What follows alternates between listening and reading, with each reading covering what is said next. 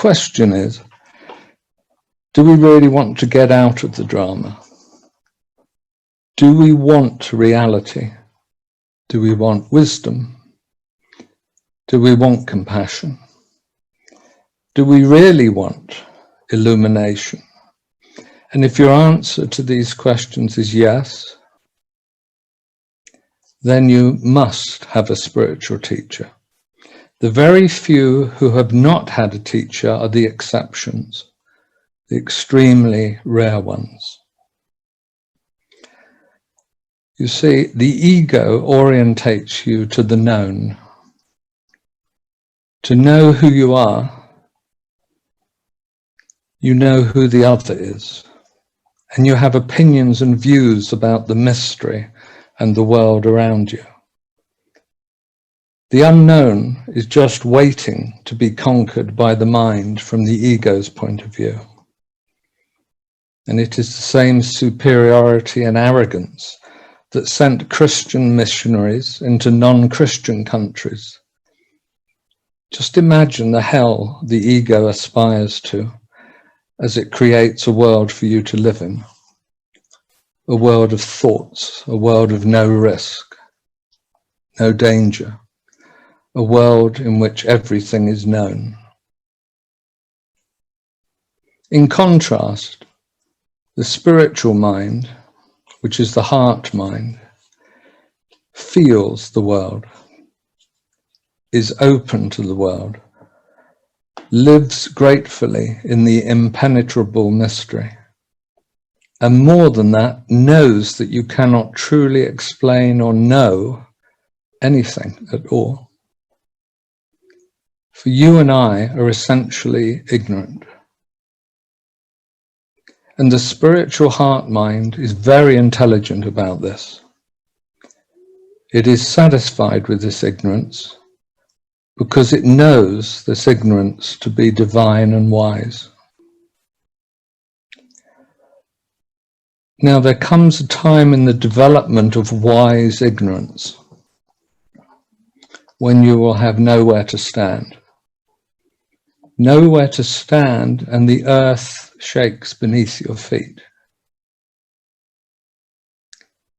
Then, if you don't have a spiritual teacher, you hold on to anything you can. The spiritual teacher will bring you to this place of terror, uncertainty, and doubt. The quality of your relationship to the spiritual teacher is tested at this time. And if it is strong, you go through this dark night using that strength. Without a teacher, you're playing or dabbling to a greater or lesser extent. Dabbling is all right. It's good fun to dabble in some pursuit. However, if you feel the call of the heart, if you experience the impulse toward spiritual illumination, if you hear the philosopher and it stirs your soul and demands a response from your passion, then you face an ascent, a climb. Even climbing a mountain in the physical world takes preparation. Precautions must be taken.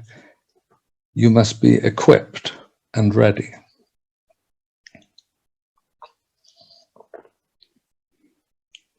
The spiritual mountain is similar. Your equipment is the teaching. Your team is the community of like-minded, supportive souls steeped in the Spirit. And your absolute necessity is a teacher who guides you safely. For a long while, much of what passes for spiritual is really psychological.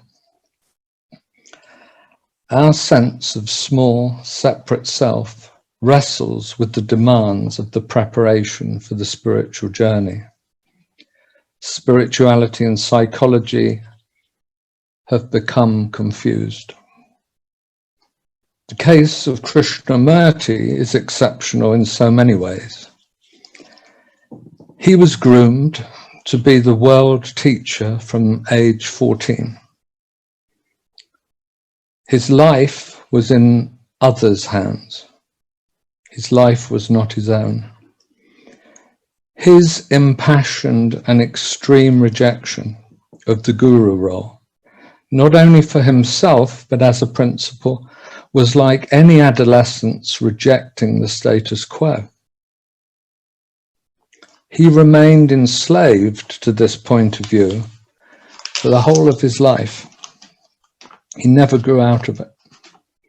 Ironically, as he traveled the world, telling people a guru wasn't necessary, they bowed to his superior wisdom and knowledge. He unwittingly became a guru. He was, after all, a spiritual teacher. It did not matter how much he told people to think for themselves. His followers flocked to hear him speak. In the case of Alan Watts, we have a startling intellect, a brilliant mind, and yes, he did apparently reject the Zen monk's offer of instruction. He was a maverick of the spiritual world. But in many ways, he resembles Gurdjieff's erstwhile disciple P.D. Uspensky.